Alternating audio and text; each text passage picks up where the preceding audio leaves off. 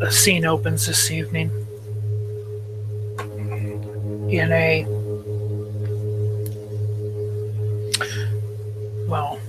familiar city park within the face, south across the river. Edwin's been walking for some time before coming here, having made a stop to pick up a small bag, a very small bag of dog food. He sits behind a tree, casually, his knees bent, back straight up against the trunk. He lets out a series and variety of canine-like howls and short barks, yips even.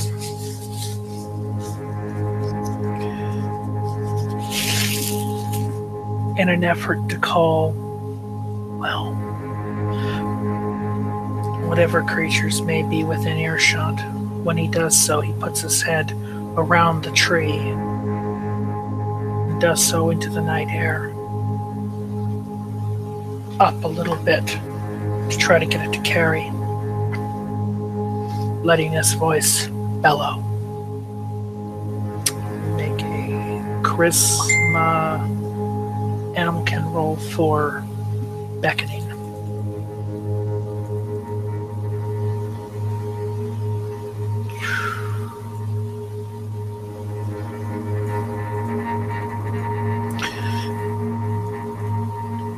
He sits behind the tree for about 20 minutes, waiting. Eventually,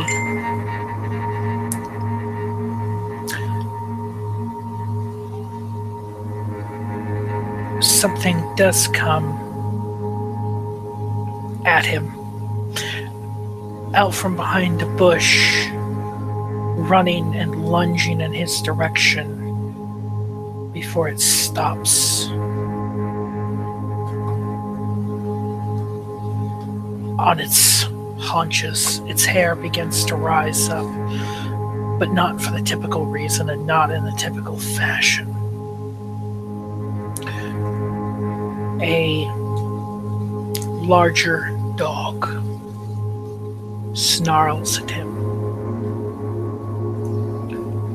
Edwin cocks his head ever so slightly,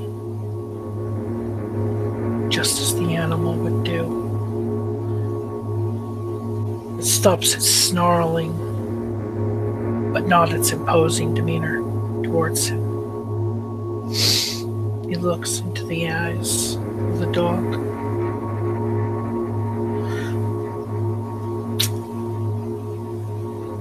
Trying to communicate, visually. Me, friend. Calm down, big guy. I'm not here to hurt you.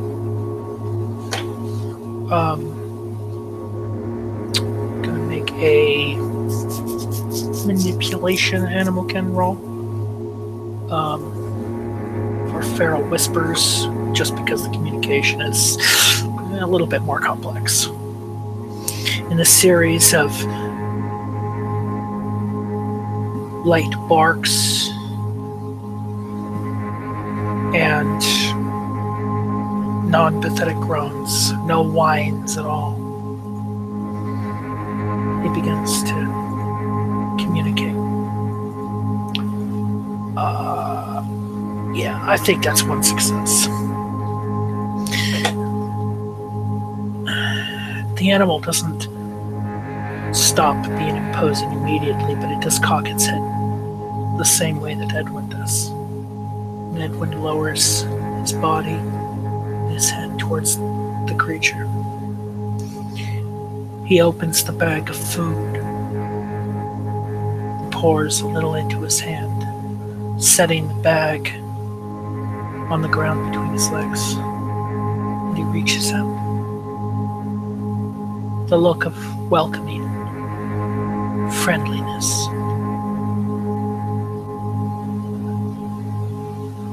The dog sniffs at his hand, or sniffs at the food in his hand. Curiously, before taking a bite. Edwin slowly places his hand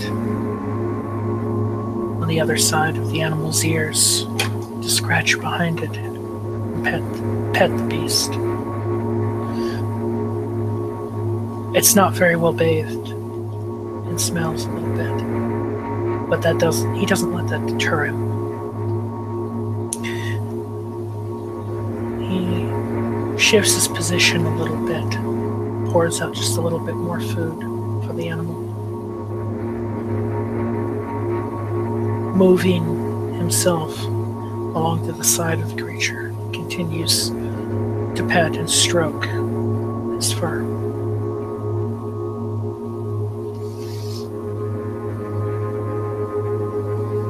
He puts his head close to the animal's, his face by its neck. Shh. It's okay. I understand. He doesn't say in words so much, but in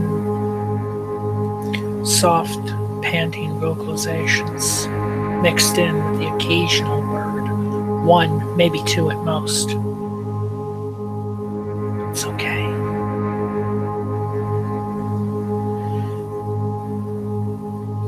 The animal begins to become a little bit more complacent, a little bit more friendly, a little bit more relaxed, begins to pant a little bit. When the animal does so, Edwin wraps his arms around the animal with his head still near its neck to hug it. Everyone deserves a hug. Everything deserves a hug.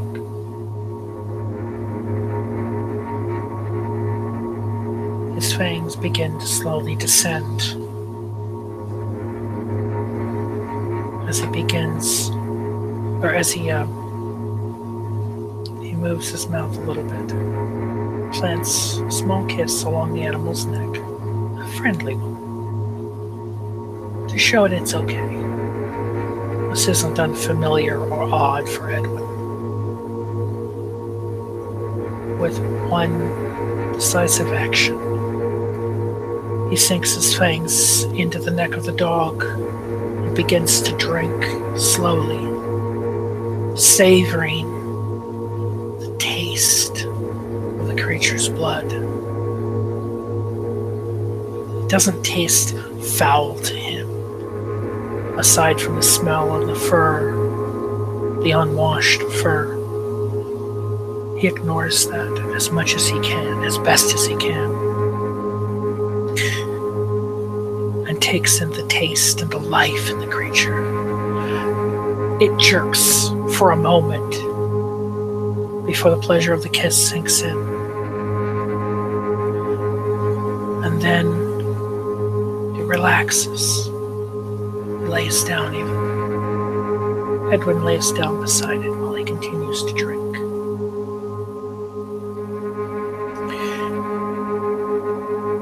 And all the life, the happiness,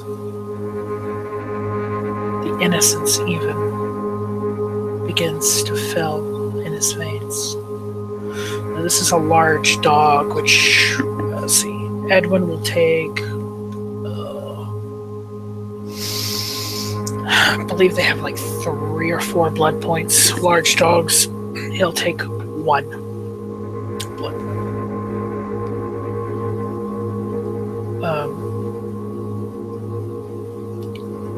As the feeding concludes, Edwin removes his fangs from the dog's neck, and much like a parental figure, a parental dog would do, licks the animal's fur, biting back the sour taste on his tongue from the must and dirt and filth. To seal the wound, he pets the animal, picking up the small bag of dog food. He looks at it. You come with me? He calls out that soft, I guess almost mewling note, but with some authority behind it. After a little bit, the dog gets back up to its feet. It finishes the last of its food, and the two head off into the night, back towards the blade.